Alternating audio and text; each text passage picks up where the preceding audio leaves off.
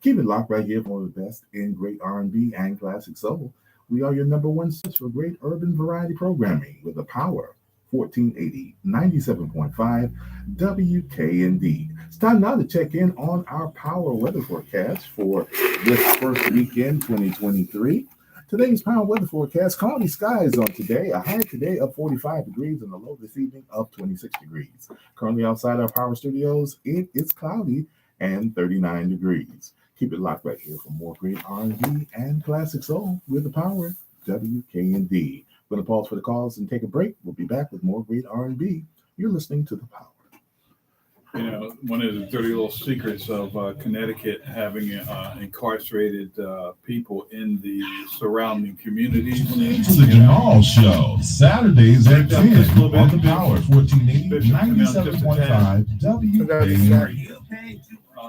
I know I want. It's the power that these communities have in the state legislature in the sense that just the fact that they replace their population. Prison gerrymandering. I argued that case. The Second Circuit Court of Appeals in Manhattan years ago. That was my case. That was you? That was my case. We won that case. I'm actually from Harlem, so I argued that case. I get emotional. Yeah, I argued that case in Manhattan. Absolutely, and we won. I did it with a lawsuit. Wasn't alone. With the Yale Law School. So the power of that is phenomenal. Now, you know, you don't take my vote, but I can't put my kid in that school system. No. Right? And for historically, there had never before been such a big power from one place to another.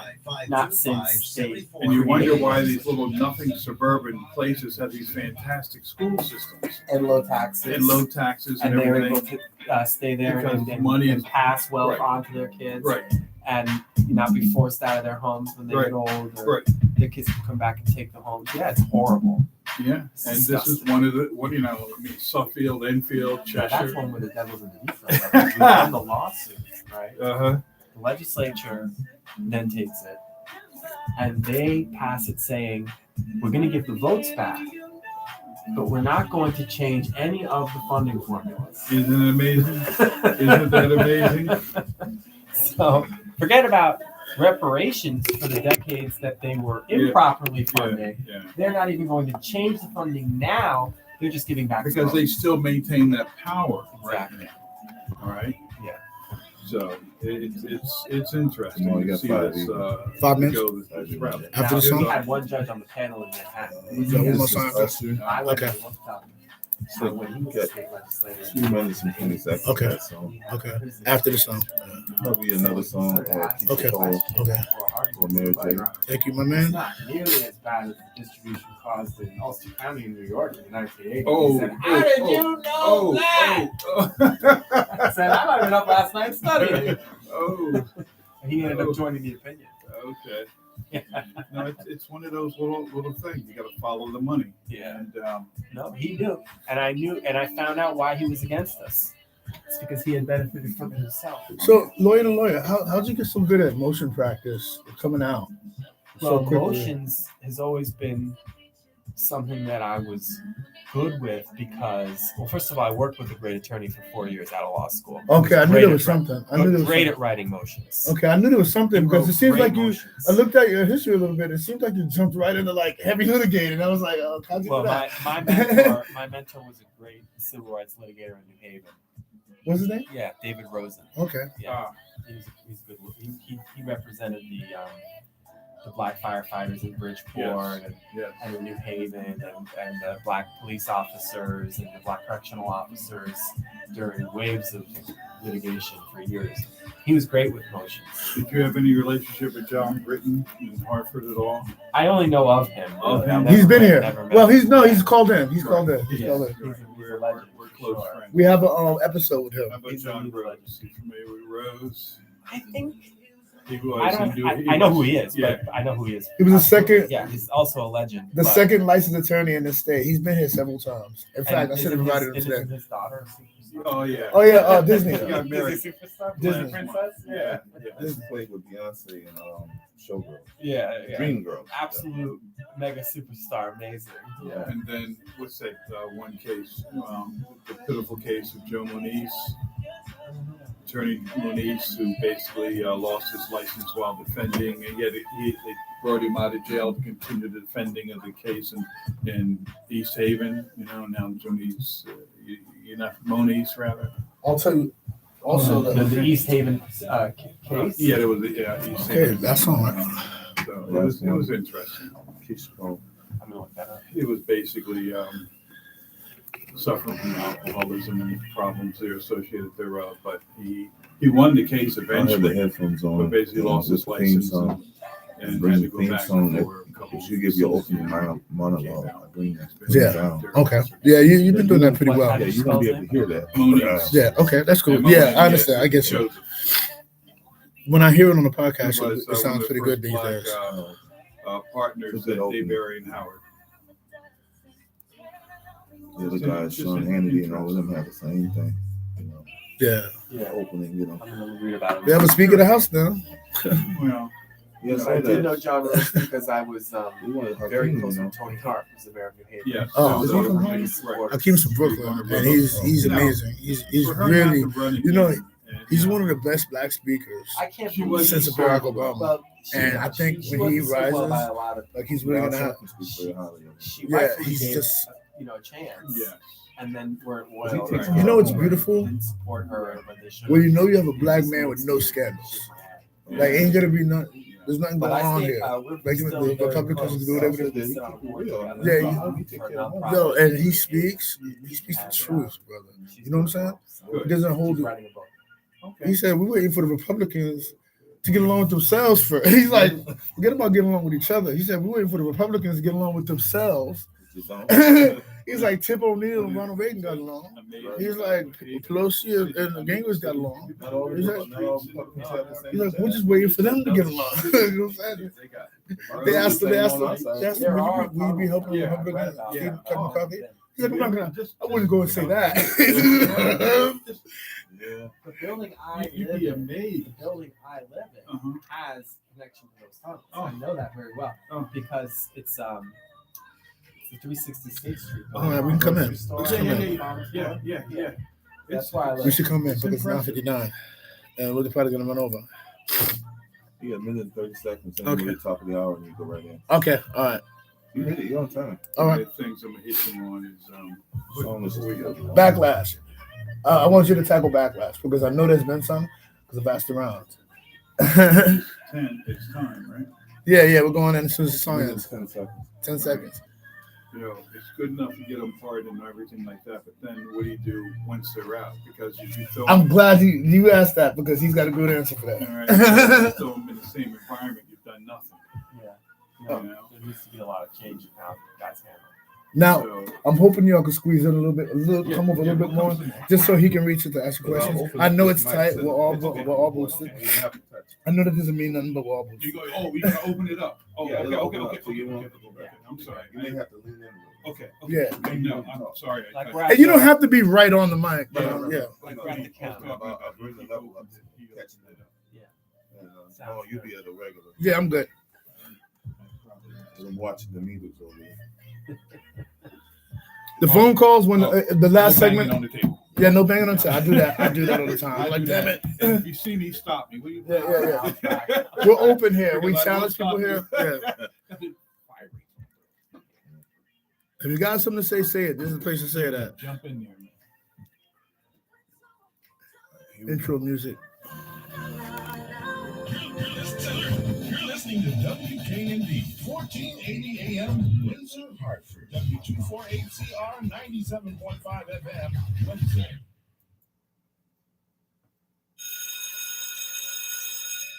This is the Jamal Show.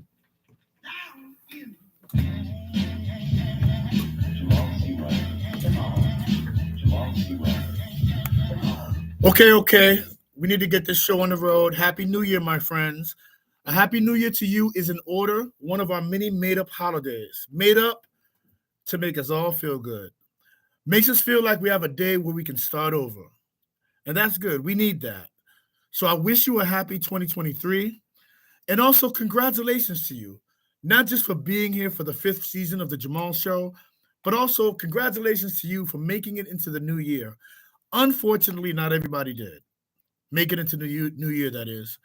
As I always remind you, about 2 million people pass away every year in America, and I realize that you probably knew one or two of them.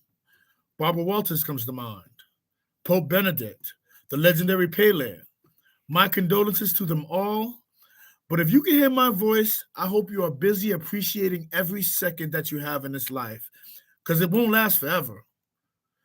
Get the most out of every second, my friends, because tomorrow is not guaranteed to us.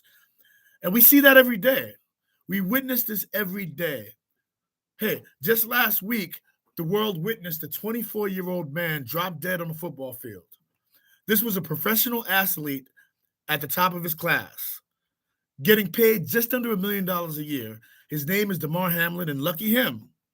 Lucky him. He had some of the best doctors in America watching his every move on that football field. That's what I do for you. You know that. That's right. I might pass out today. Right here. I might pass out today. Your lifespan has increased because the doctor's right here. Judging by, those doctors revived him. Those doctors gave him a second chance at life. They literally gave him a chance to wake up another day.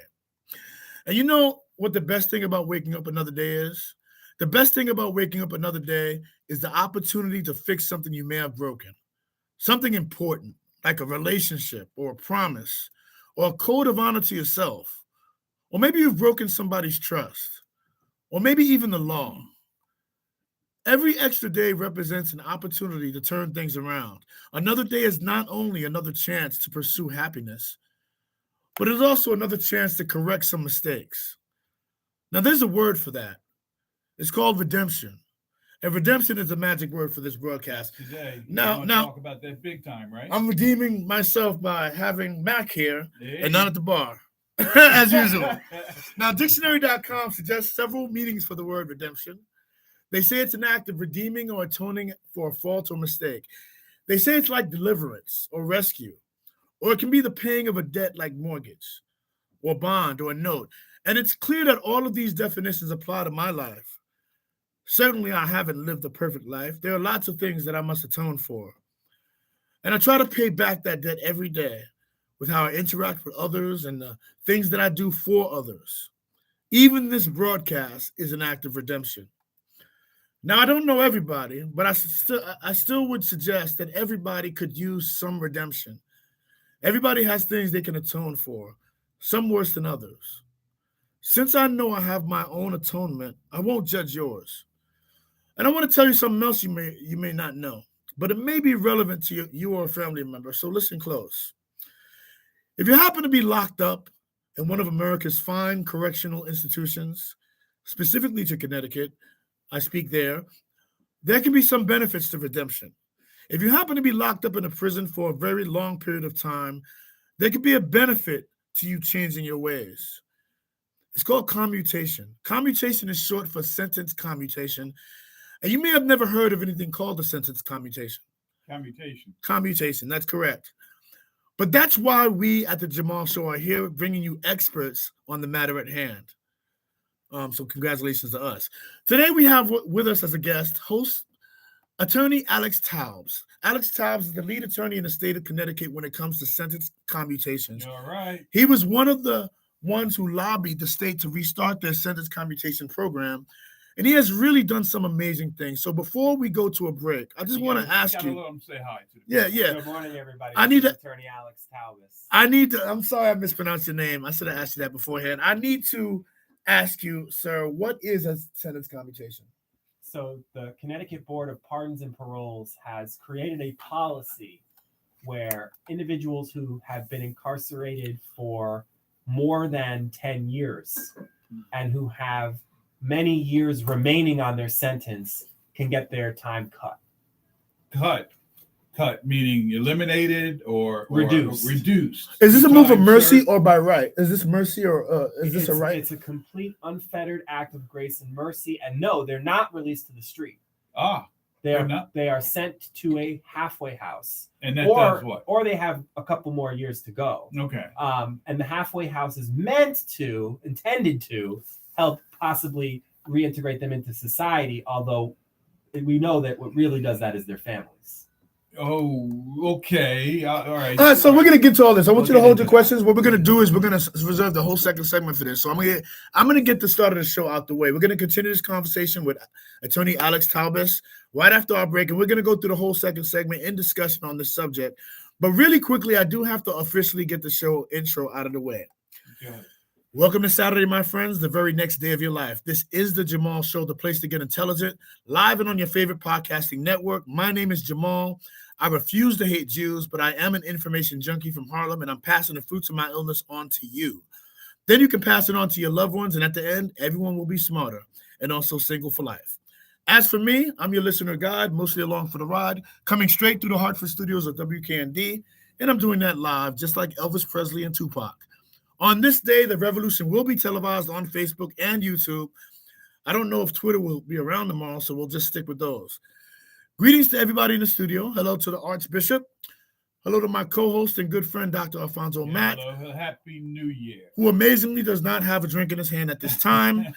We are also blessed to have fellow renegade and attorney Alex Taubes. Good morning. Who mistakenly thought I had a good reputation, so he showed up. Thank you for that, Mr. Taubes. Now we are all live on the radio right now at WKND 97.5 FM and 1480 AM. You can actually hear us live on the internet just by typing the name of our station right into your browser. Why don't you do that now? I'll wait. Okay, so moving on. It's been a whole month since you last heard my voice. That's because of the Christmas holidays. Yes, even I have a family who tolerates me. But the last time I was on the air, the theme was about fun. That episode is up on the podcast universe, and it refuses to go back to the country it came from, so it will stay there for your listening pleasure. Today, I'm talking about redemption, and one of the rewards for living a life of redemption is sentence commutation if you happen to be in prison. And if you happen to be lucky, we're going to talk more about that after break. But lastly, here's a very important thing for you to know. My views do not represent the views of this station. WKND 97.5 FM would love to just redeem me for a better talk show host. Can we commute this? Maybe the type of person that people like to listen to every now and then. Unfortunately for them, the station is stuck with just me, at least for today. So don't blame them for what you hear. They're on your side, my friends. The station doesn't like me any more than you do. So don't waste your time complaining to them, because in the end, they will just agree with you. Send it to me. I got him. But if you have hate mail, we need that. If you have hate mail, you know who to send it to, and I'll spell it out for you. Right here. That's Dr. Alfonso Matt of Hartford. Thank you very much. That's how to get rid of me. Okay, folks, it's time to redeem my character with some independent music. That's all we play here. Forget about Drake. Today, we have something new. When we come back, we'll be having a little conversation with attorney Alex Taubes. But for now, we have a little bit of Christian rap. First time we ever played that. For those who believe in Jesus Christ. Christian rap. This is called Beyond the Sky by Mark L33. Right. Play me. Get it.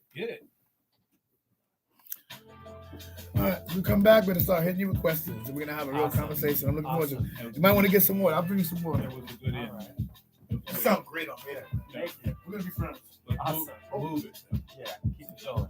Fast. No, well, just move it. So if you give me an opening, I'm gonna take it.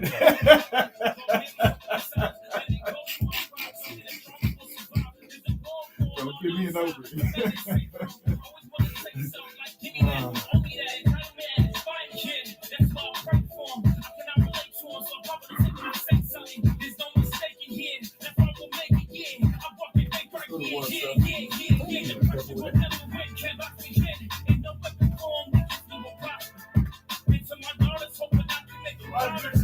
Find me a song that we don't have to worry about Christmas. Oh, yeah. I figured you like Christian rap. Oh, yes. All right. That's what it's about. That's what it's about. Check it out, Archbishop. Oh, wonderful. That's my son. Well, he seems happy. What flower is it? No, that's actually my parents' apartment.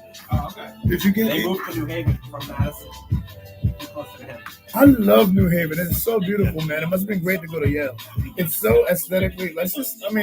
I want to live in New Haven because it's just so aesthetically beautiful. But when I went down there the first time, I'm from Harlem, right? I'm used to like ghettos. And these people are like, you better be careful around here.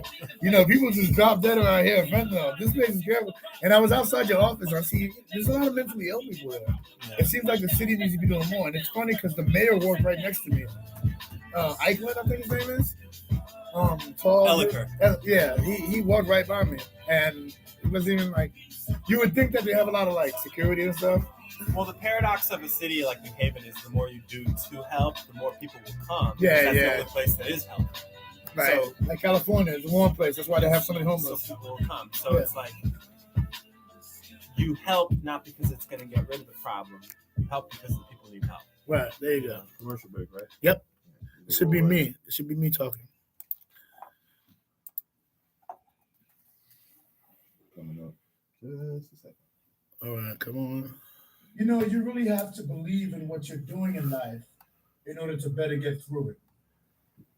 That's really the message of this show. That's what this show is all about. And we hope you believe in the message as much as we do, which is why we're hoping that you'll take this opportunity to support. When I us. started the show, I used to get sponsors, right? I used to have like on the dentist, like, give me a check. But I realized I was kind of doing it just for love. And I got tired of trying to raise money. So now people just send me money if they want to. If they don't, that's fine, whatever. You know, this show running. some things you do just because of who you are. Telling the truth, quite honestly. So why don't you join us? We'll give you a nice shout out on the next broadcast. Join us at coffee.com. Here we go. ko-fi.com/The Jamal Show. We'd really appreciate any support you can give us. Thank you very much. Okay, here we are. Hello again, my friends. I'm back again like Will Smith. And that last song is called Beyond the Sky, and it's by my new friend, Mark L33, a new Christian rapper. You can check out Mark L33 wherever you stream your music. And you know what's funny? I miss record stores. But I realized they were terribly inefficient. Now, moving on, the subject is redemption, and we have an expert on that subject in the person of attorney Alex Taubes, whose name I mispronounced earlier, who is an expert on sentence commutations, particularly of the type you find in Connecticut. So I'd like to pick up on the conversation where we left off, attorney Taubes. You already told us what sentence commutations are. Let me ask you, what is the short history of commutations in Connecticut? What do you know about what they've been doing here? Well, the commutation power of the state actually derives from the pardon power, which was something included in the Constitution by the Founding Fathers and has always existed in American government. The idea that at some point, punishment is enough, and it's time to let a person become a productive member of society again and start contributing to society again. So every state has some form of pardons or commutations, although some states use them more than others. Alabama hasn't used it in years, for example. But Connecticut didn't use it at all for several years until July 2021, when under the current governor's administration, a new policy was created allowing some people who've been in the big house for more than a decade to possibly get a second chance at life. That's amazing. That is amazing. Up until 2021, huh? There had been 2 years, including the entirety of the pandemic to that point, where they hadn't given a commutation to anyone. When you say the pandemic moved for a lot of people. Right. Yeah. Moved it to happen because they wanted to get the prisons depopulated because of the COVID experience? That's what got me involved in this. During the COVID pandemic, although I had known clients who've been incarcerated before, some of my formerly incarcerated friends and clients really brought to me how horrifying and terrible it was to be incarcerated during this pandemic. They were sitting ducks. And so I worked with the ACLU to try to depopulate. And when that was unsuccessful, I started working on trying to get the parole board to do these commutations. I love how you say I did this, I did that. I always push for motivational tactics for people to take the responsibility on themselves to make the changes that they want to see. And I really appreciate that. I worked with the ACLU. I did this. People need to realize that they have a lot of power. That they can make a difference. But my question to you is, it takes a certain kind of person to want to get involved in this kind of stuff. I do a lot of work with prisoners.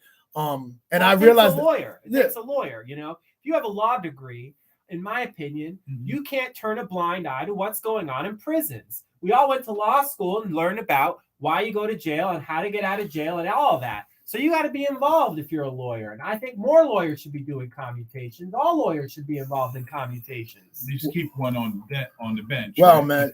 You're going to take my job on this show. The state's going to call you one day like, so, okay, so let me just say this. What is this part of your philosophy? I've been around the world a little bit, and I know that out of most Western countries, we imprison a great deal good percentage of our and we're also very penal with our sentences. Like, we hand down 70, 80, 90-year sentences that they wouldn't even think about doing that in Canada. It's an outlier. Yeah, it's an outlier. I mean, outlier. We can be compared to China and the way we treat our prisoners and stuff. Is this where your philosophy comes from, that you think America is too penal? Exactly right. That's exactly right. And I think most Americans at this point know someone or another who's been to prison. There's not that many only do good families out there that never do wrong out there, and now that we're learning that, and it could be you one day, or it could be your brother or your mother, your father, your son, or your daughter, and you're going to want the mitigating circumstances to be taken into account when that happens. Yeah. And so it needs to be taken into account for everyone, not just the privileged people who can pay for a person who was born with a silver spoon in their mouth. Everyone should be able to have all the circumstances considered. Yeah, but one of the circumstances that you need to be taken into consideration is, what are they going to do when they get out? They've been out of the network for, say, like 10 years, and you throw them back out there, and it's like a time machine. And let's not forget, not everybody in prison in America is guilty of the crime as charged. So a lot of the people who I have won commutations for, 57 years was taken off of the sentence of Daryl Valentine. 100-year sentence he was given for a double murder he did not commit.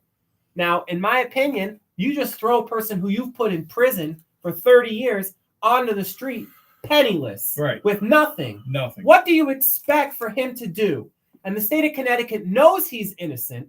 The state's attorney's office of Connecticut, Jack Doyle, knows he's innocent, and yet they won't vacate the conviction and allow him to seek compensation for these 30 years of incarceration. Here's the key: seeking compensation, usually from the state. That's where they want to do it. The state, and the city of New Haven, in my opinion, owe Mr. Valentine and these other innocent men and women a great deal of compensation for the decades of their lives that have been taken away. But even for those who were not innocent, yes, a lot more needs to be done to help them reintegrate. Well, there are some programs right now going on in the prison system in terms of, like, driving tractor trailers. I mean, they can learn, they can get their CDL license, come out and make anywhere from $75,000 to $100,000 a year driving trucks. The Department of Correction had to be dragged, kicking and screaming, to do any kind of correction during the time that they warehouse people in cages in our prison systems and make money off of them. And if they're not making money off of it, they're not doing it. But the correction system is starting to do a few more good things. I know there's a program where some of my clients have helped train guide dogs for America's disabled veterans, to give those who have given so much for our country a little extra support in their daily activities of life, to be able to reintegrate themselves in society. And I think that it also helps people in prison become more humane and to become more humanized by being around animals and being able to have the companionship and training of an animal. So there's a few things they're doing here and there, but only a very small privileged few in the correctional system have access to it. Now, let me just say this. Whoa. Go ahead, let him go. Well, one of the things I think that is going on that's good, it's like for the kids between 13 and 21, they're allowing them to get a high school diploma. They've got teachers set up in there, and they're teaching them how to learn, and they're getting their high school diploma. Absolutely. And that's the keystone. You need to get your high school diploma. And I tell that to all my clients. Yeah, you got to get that. If you want to get out of prison, if you want to get an early release, you've got to get your high school diploma. Of course, not everybody is able to do it. Mr. Valentine worked on his high school diploma for 20 straight years. Mm-hmm. He was never able to do it. There's no shame in that. No. But I think you got to keep trying. Oh. And you got to keep working at it. And they will give you the tools to get your high school diploma. I think it was a crime that they ever weren't doing that, but now they are doing that, so it's good. That's a good thing. Okay. Well, time for a quick humble brag. I will say that I'm probably the only attorney in Connecticut without a high school diploma or a GED. I don't have a high school diploma or a GED. I taught my way into Syracuse University many years ago, and then law school. But I wanted to. You talked about who should apply for a commutation.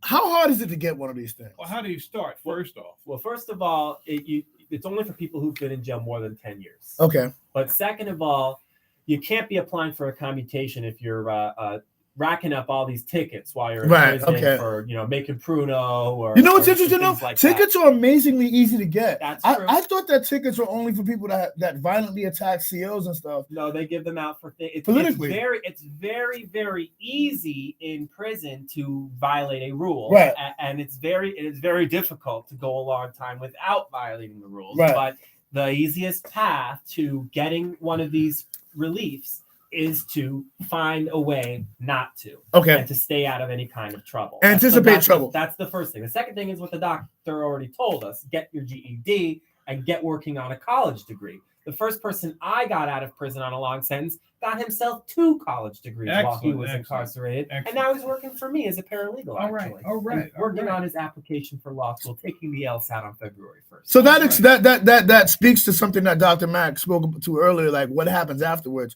You're not only involved in helping these people get released by representing them, but you're also giving them a place to go. Well, I have 2 of my former clients who came out of prison after more than 20 years.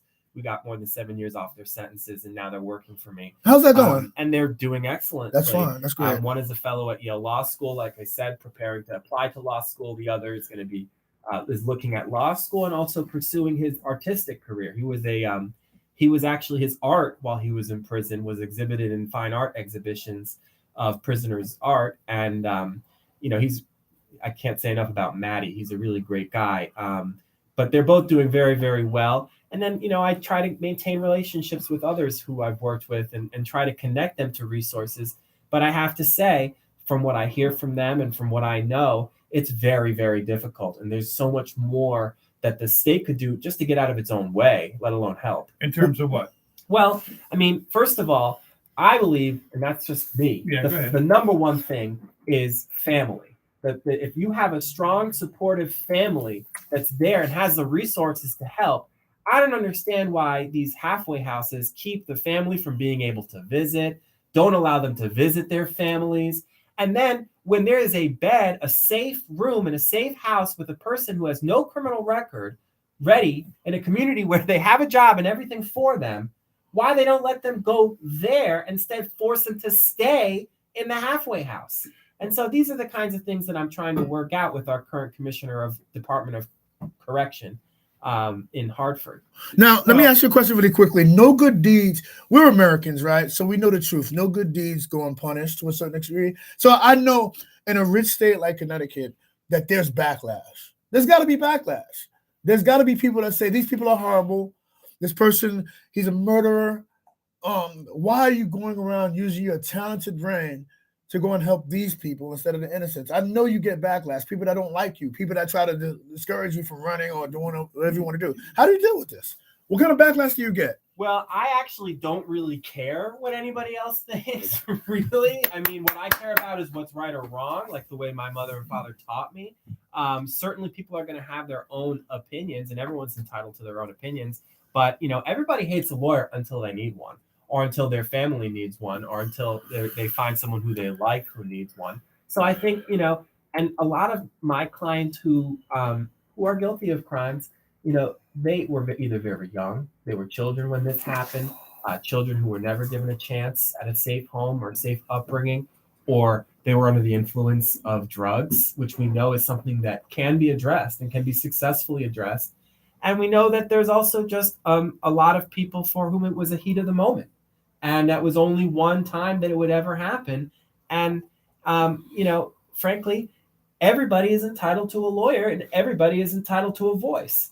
As well, they also need to have psychological evaluations and finding out what medications they need to help them be their better selves. Exactly. If we actually did a little bit of correction within the Department of Correction, then our society would be a much safer place. But we need to do more correction, not just more time in prison.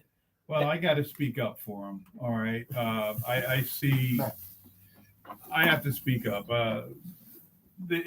Some of these prisoners are living their best lives in prison. All right. And I understand the attachment of family and things of this nature, but some of them don't need to be around their families because it's their family situation that got them in prison to begin with. And I'm not. And look, I'm not one of those people who says that there's nobody who belongs in prison. Okay. There's people who belong, who need to stay. Some of them will tell you that. Some of them will tell you that. Even my own clients have said, you know what? You're going to need to take a break. You're going to need to lay down for a little bit. Yeah. You're not getting out, and you shouldn't be getting out. Right. But but that's not the people who I'm helping with commutations. How do you tell the difference? Well, they have the receipts. First of all, they show me the diplomas. They show me the certificates. They show me the testimonials from prison correctional staff. I mean, I have had clients who've had the warden write a letter and the deputy warden write a letter and the lieutenant and the captain. And those are the people who are getting serious consideration. And even they are not automatically it's not a get out of jail free card. It's Understood. not. Okay. We've taken 662 years off of excessive prison sentences in the last 2 years. Every year that the judge or the parole board has taken off has been earned by those clients. It has not been given purely because of randomness or random arbitrariness. They're people who really were either remorseful or innocent of the crime. Tell me something. What's your recidification rate? None of my clients have been convicted of any crimes since they've been released by the parole board or the sentence modification process. Thank you. Thus far. Thank you. But, when you're looking at a society that is failing so many people, there very well may be such a case in the future. And that's not a reason to punish everybody else. Each person needs to be judged on their individual merit. Whether not, it's not a group. We don't go with a group of people. We go with a person by person. And so if one person messes up, that shouldn't be held against every other person out there because, frankly, our society is messing up. You look at the warming centers in our cities right now. What warming? Yeah, in New Haven, Bridgeport. They're filled and they are sending people from Bridgeport to New Haven to sleep at night from the warming centers because there's too many. And then the bathroom breaks in New Haven and they have to pack 3 centers worth of people into 2 rooms. We're messing up a lot as a state. So, of course, some individual people who never given a chance, who have nothing, who don't have any programs, they're going to mess up occasionally as well. It's funny. I've heard this theme from you, and I haven't heard you talk about the problems of rich people at all. At all. And it seems almost as if you're living a life of service here. Well, rich people, if they want to hire me, they also get the best attorney. I hear that. To pay the hourly rate, of course. I hear that, my man. This is America. This is America, and I do tell my clients, if you have more money for an expert psychologist who can write a report, or if you have more money for an investigator who can go and hunt down every lead, that's going to help you. This is America. You pay for more, you get more justice. That's unfortunate, but it's true. And I do not work for free. On the vast majority of my cases, I am paid. And most of the time, as you know, you got to get paid up front. So it's not easy. Amen. Well, it's funny. Since you're here and you're so fearless, I wanted to ask you about another situation that's been bothering me. The backlash against these anti-bail laws, right? Anti-what? Anti-bail laws. Bail. The backlash against them. You know how, one guy, he'll get out, but it'll be for something silly. And he should have gotten out.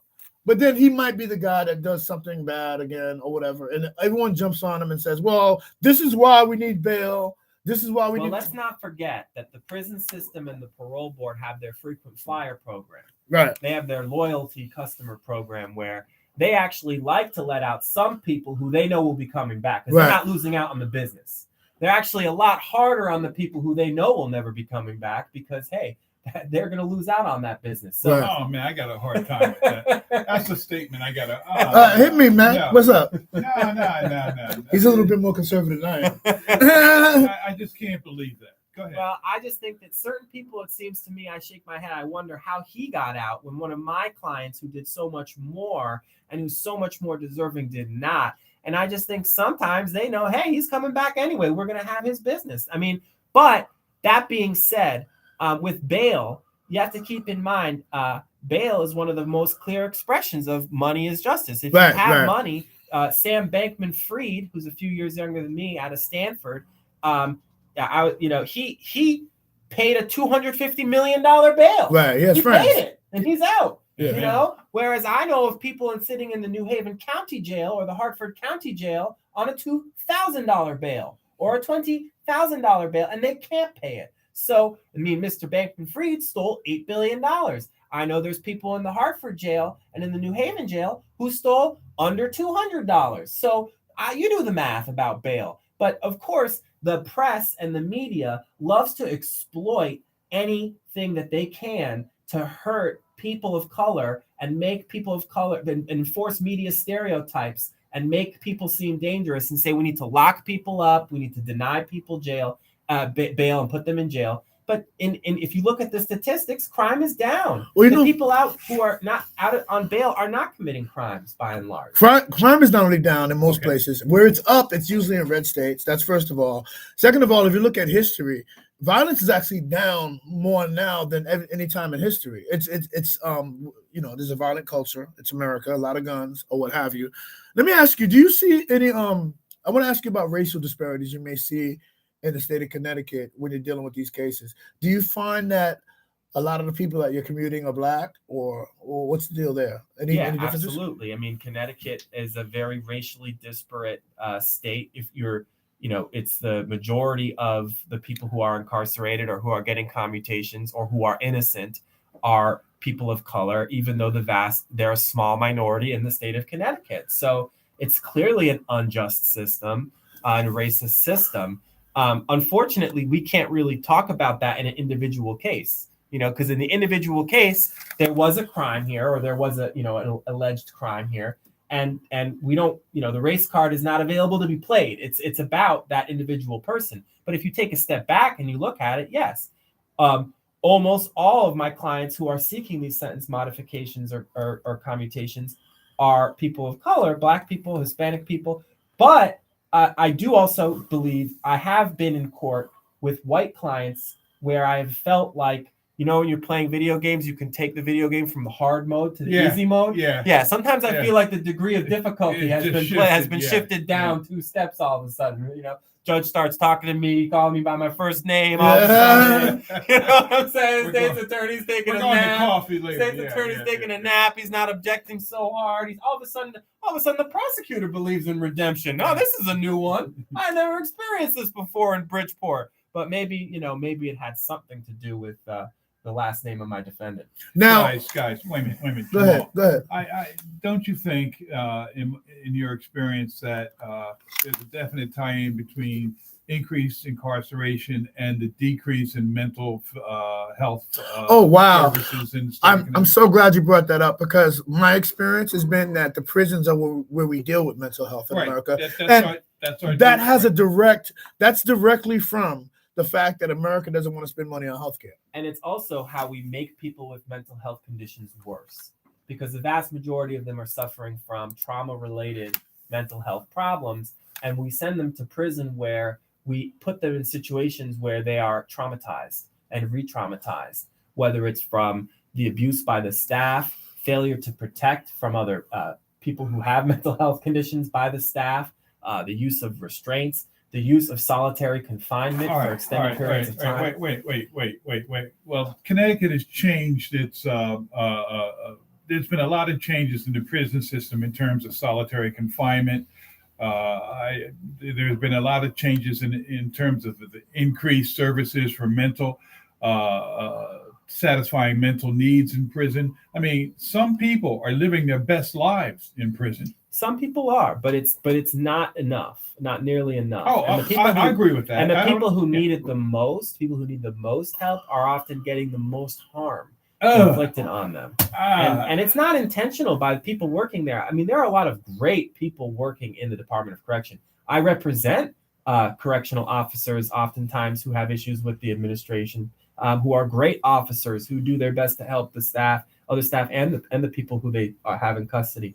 But when it comes to mental health, the fact of the matter is, at the Cheshire prison, most of the people there are still spending over 20 hours a day in the cell under current conditions.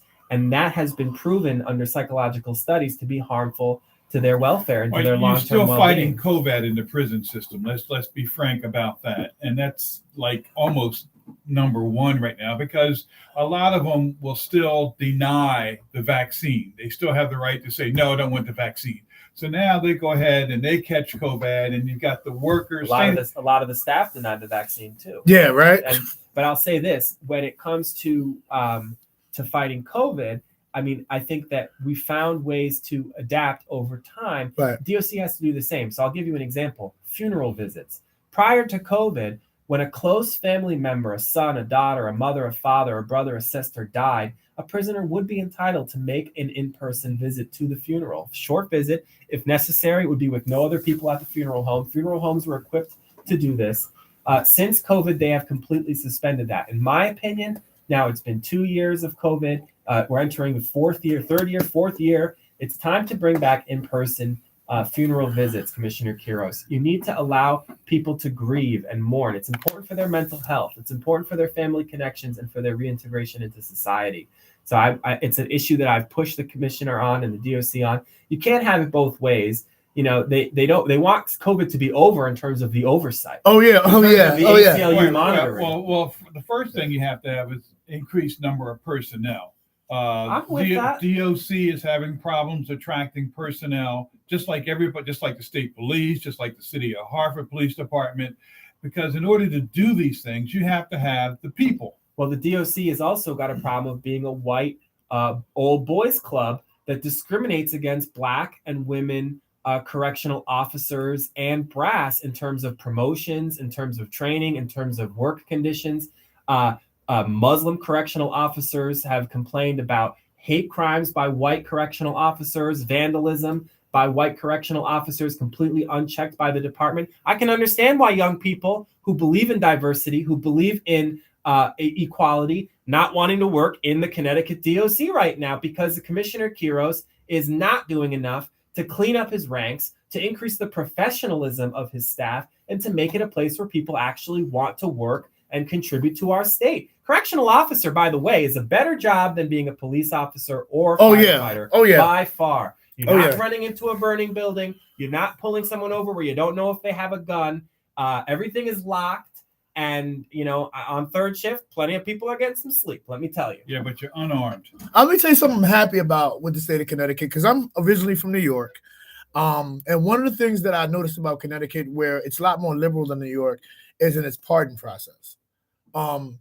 You almost, the way I understand it, you have, if they don't give you if you request a pardon in Connecticut and they don't give you one, they actually have to explain why they're not giving it to you. And even felons can get a pardon here. In New York, it's very, very difficult to get a pardon or to get a felony off your record. So, I mean, there are, and I'm just trying to counter. It should be that way, the way it is in Connecticut, where you can get your pardon and get your felony cleared. And I do that, by the way. That's another thing I do. Is for people who are out, getting your criminal record cleared, I help people through that process, of course, for a fee. But and last year in 2022, I believe for the first time in history, we got a pardon for an individual who was convicted of murder, who was innocent of the crime. Heavy. He served the entire sentence, 35-year sentence. With good time, he served 24 and a half. And then after 5 years of being out, we convinced the parole board to give him a full pardon for that murder. I think that speaks volumes for the Connecticut recommendation to the governor, and the governor then gives it. Is that correct? I actually believe that the governor has delegated that power. In Connecticut, the power resides with the board. But the governor nominates the board. That's amazing. With the confirmation of the General Assembly, but the board actually has that power, because I believe the certificate is just forwarded to the Connecticut State Library. Okay. Yeah. Because you know, in states like Texas and Arkansas, they say that the board's independent, but you know, and I think that Connecticut has a very good palette of politicians. Well, how large is the board? I actually don't know how many current members we have, but the board, the panel that's done the commutations is 3 individual members who I believe have done an excellent job. Chairperson Carlton Giles, who's been an excellent chairperson, as well as board members Michael Pohl and Deborah Smith Palmieri, who have been sitting on these panels, who also did the pardon I was involved in. Now, I think other states are looking at Connecticut they're looking at us as an example of what they might do. That's good. That's what I want to hear. I mean, we are trying, all right, and as long as people such as yourself, God bless you, continue to constructively contribute to how to make DOC better. That's what we want. That's what everybody wants. I mean, we've got to get in there and say, hey. And it's not attacking DOC. Here's the thing. It's not like you're taking a side against DOC. We're trying to get people to be treated as humans more. That's what I pick up from you. I'm their best friend when they do right. Yeah. And I support giving them more money, more staff. I also think there needs to be more accountability, and I'm part of that accountability. I'll call them out. I'll tell the truth the way I see it. Because after all, you're accountable, and I'm accountable as well, and I'm also wrong as well on occasion. Now, I need to get this out before I forget, because we have a caller coming in a few minutes. If someone has a loved one in jail right now, I need you to get out. What's the best way for people to contact you? Because that's important. The best thing is for the person in jail or prison to call me directly at 203-909-0048. Repeat that. 203-909-0048. And that number is registered with DOC as a private number.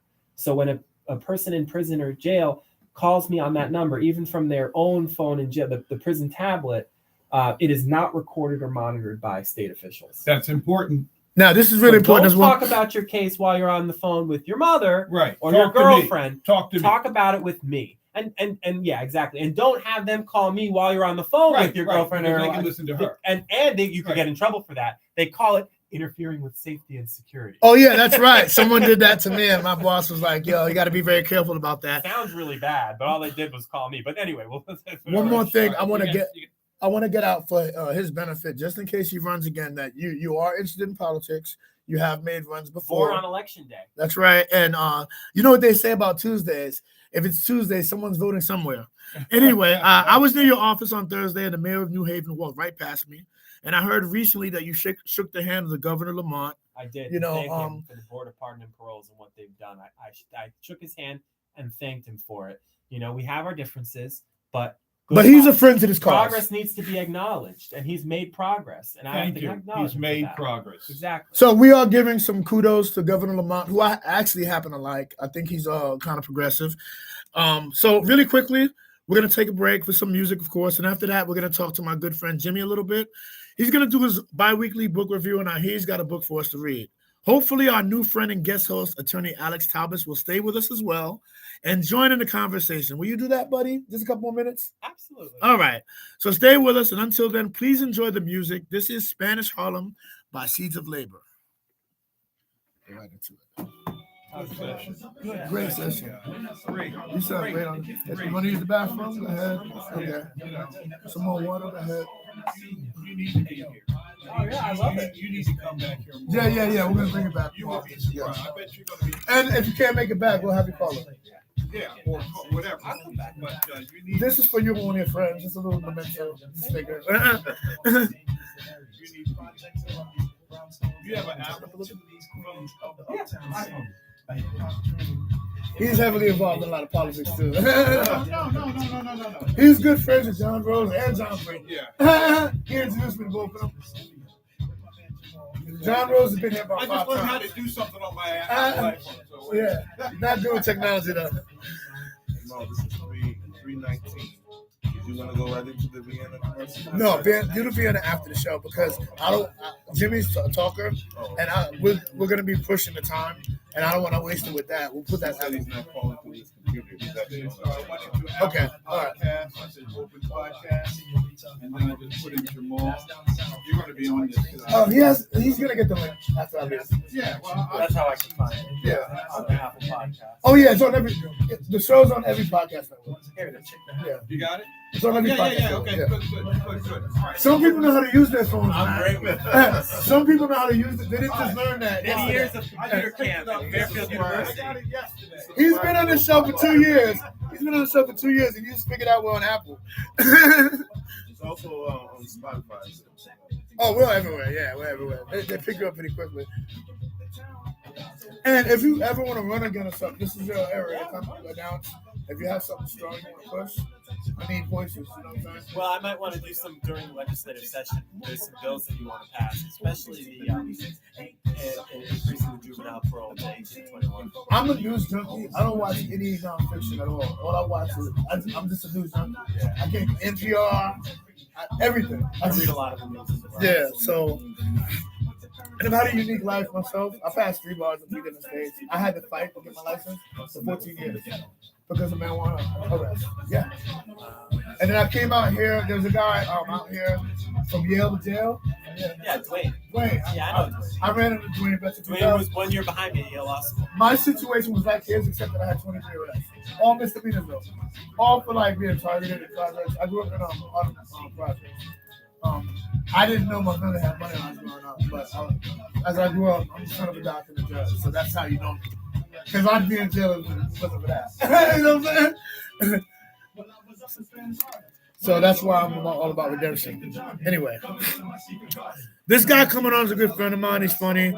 We're gonna try to use this segment to have like just a free form discussion about things that's happening, what's happening with Jamal.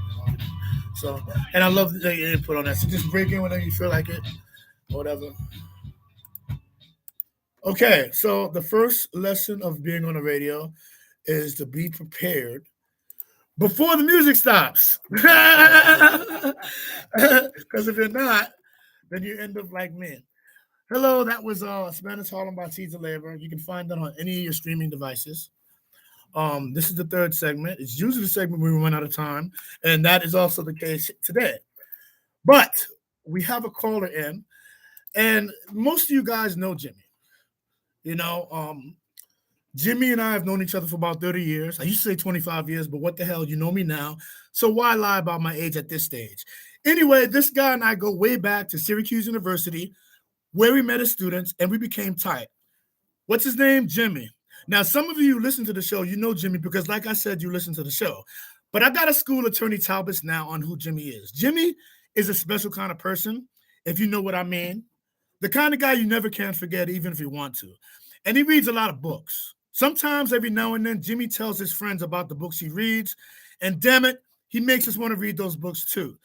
So I thought I'd do us all a favor and bring my old friend Jimmy to the Jamal Show audience to help us make us all a little bit more intelligent. My friends, this is a very special segment, and it is called Jimmy with Books.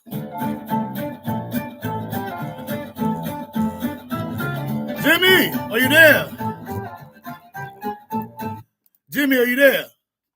I am here. I know you were up at like 6 a.m. this morning just thinking, what have you got for us today, brother? Wait a minute. Happy New Year, Jimmy, from Doc Mac, okay? Hey, yo, thank you guys. By the way, thanks for that intro. That was awesome. Happy New Year to you guys and to everybody. The book I have today is called Makes Me Wanna Holler, and it's by Nathan McCall. And because the topic is about redemption, the topic today, Nate McCall was a guy he's now a New York Times best-selling author, and he was a Washington Post writer for a long time. But first, before that, he did 3 years in prison. He was born and grew up in Portsmouth, Virginia, in the other side of the tracks, the poor side of town. He was involved in a lot of petty drug dealing and fighting and robberies and stuff, and he ended up going to prison for armed robbery. Did 3 years for armed robbery. In the prison, he started, educating himself in the prison library and reading and just really getting open on books and stuff. And then he came out, and step by step, he actually was able to work himself all the way up into the Washington Post. So the book is just kind of a real gripping account of his life, how that transition took place.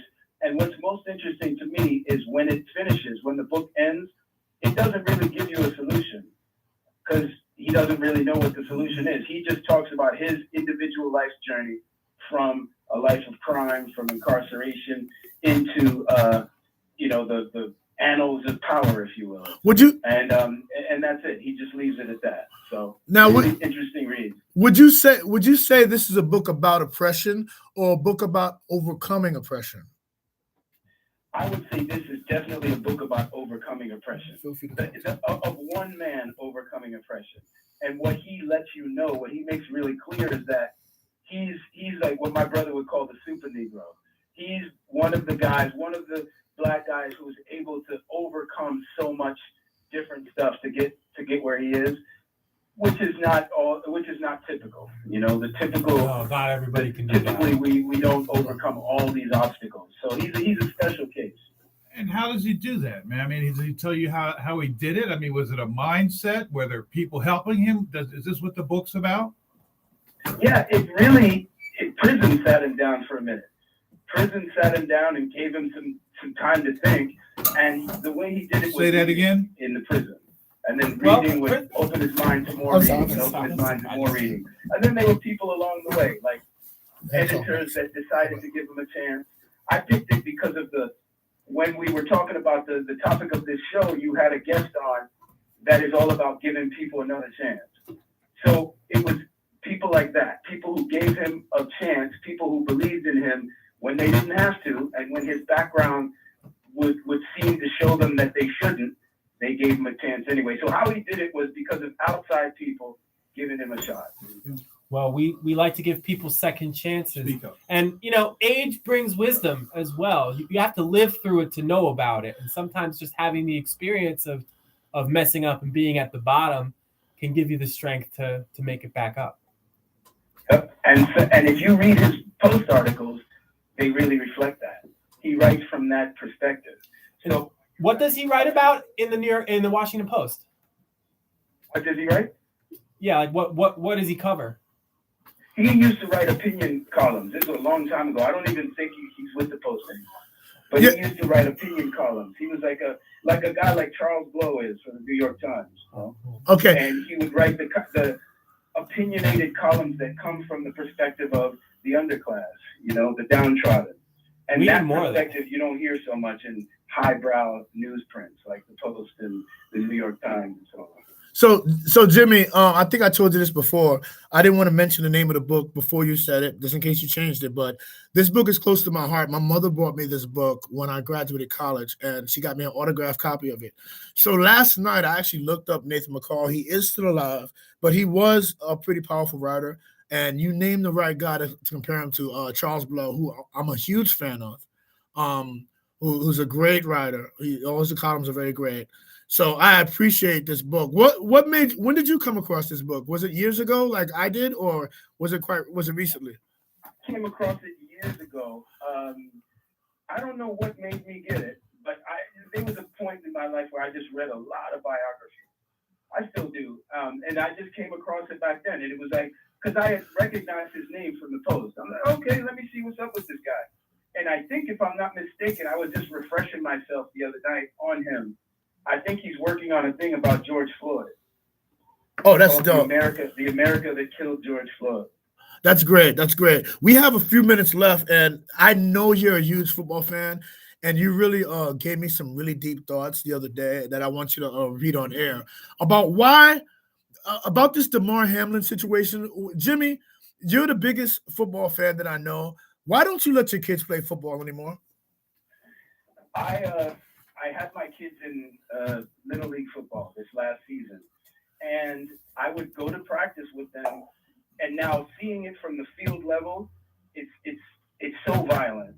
I mean, and my guys are 7 and 9, and even at that age, I could see the collisions and the violence of the collisions. But what really made me take them out was during the practice, I found myself just walking around the track. There's a track around the field, and I would just be walking around the track.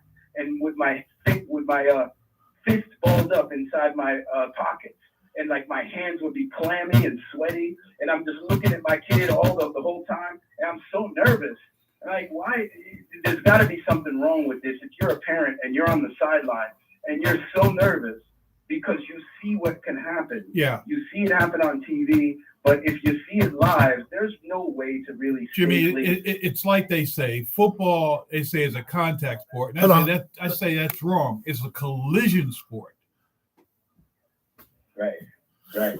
And when I see my 7-year-old son colliding with another 7-year-old, and then coach is screaming at the top of his lungs for them to get back up and do it again, to get back up and do it again, get back up and do it again.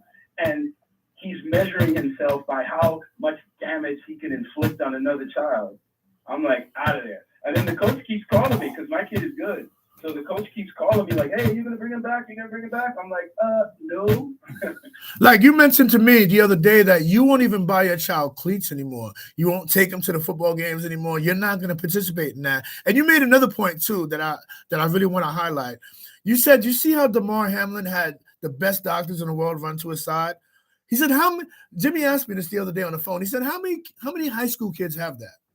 Like if a high school kid's heart stops, how many professional doctors are running up within 4 minutes to defibrillate him? Well, wait a minute. How many high schools even have defibrillators? In the state of Connecticut, it happens. We have it here. There better be a EMT with an ambulance and a doctor at every game. That's why I have a doctor on the staff, y'all. Go ahead, let's talk.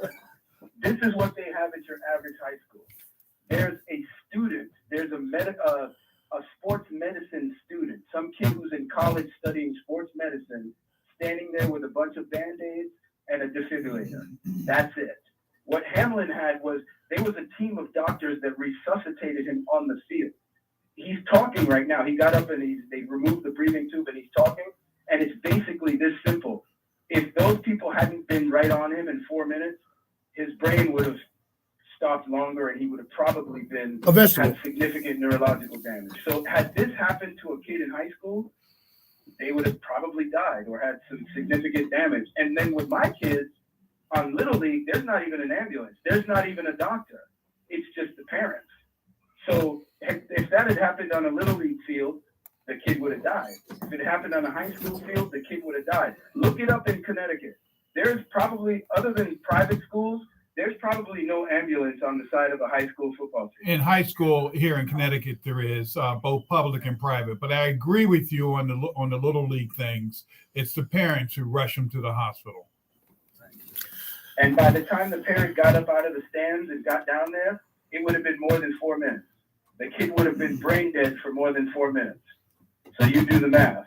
If that is a high school or a Little League, what you saw the other night, that kid is either dead or neurologically significantly damaged. My parents never let me play football, for the record. At Daniel Hand High School or Little League in Madison, Connecticut, that's for sure. Yeah. Them, smart.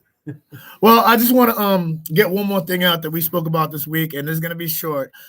This guy that they caught that apparently murdered or allegedly murdered these 4 people in Idaho. I always repeat this, and I just want to say this. Black people are at the bottom of the social economic ladder in America. But when Black people go to jail, they go to jail for one of 2 things: beef or money. That's it. There's no Black people in jail for running into the Capitol because the president told them to. There's no Black people in jail because they want to try out an execution chamber and write a book about it. They don't want to commit the perfect crime, you know what I'm saying, and see if they can get away with it. You know, they don't want to write a book about the electric chair. You know what I'm saying? They don't want to interview criminals. If a Black man is in jail, it's for beef or money. That's it. Now, with that said, Jimmy, do you have any contact information you want to share with the audience before we go off the air? Yeah, I actually have this is kind of wildly off the subject, but I'm a personal trainer and I deal with physical fitness, stretching, and all that kind of stuff. I've just been working with a bunch of clients this morning. You can go to The Family Dances, TheFamilydAnces,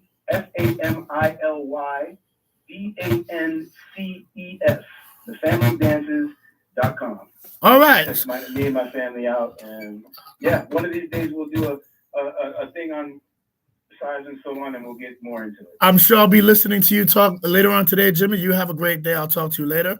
So we got to go now, but it's up to me to say this to all the people who support the show. Thank you so much to Attorney Talbis. Hopefully we can get you to show up again one day. We want to see you back again. DJ Alex Sanchez, who records this show down in Florida. Dr. Al Mack, without a drink in his hand. Joe Duncan, the Archbishop, David King, my special lady, Deborah Abram, and also everybody else. You guys are good people, and we pray for your continued support. But most of all, we love our listeners, all 10 of them. Perhaps more now, my friends. Without the listeners, we wouldn't have anyone to talk to. And that would be sad indeed. So please take care of yourself and try to take care of someone else too. See you in 2 weeks. All right? Thank you. Give me Team Vienna. Oh, you forgot Team Vienna. That's cool. You got to get in there. Yeah.